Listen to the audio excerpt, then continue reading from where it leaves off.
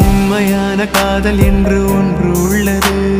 காலம் கடந்து போன பின்பு மண்ணில் வாழ்வது. காலம் எந்த கைப்பிடிக்குள் மாட்டிக்கொண்டது. காதல் என்னை விட்டு விட்டு எங்கு சென்றது. கடவுள் வந்து பூமி மீது வாழும் போதிலும் காதல் தோல்வியாகும் போது சாக தோன்றிடும். காதலின்றி பூமி மீது வாழ நேர்ந்திடும். கொஞ்ச நேரம் கூட நரகம் போல மாறிடும்.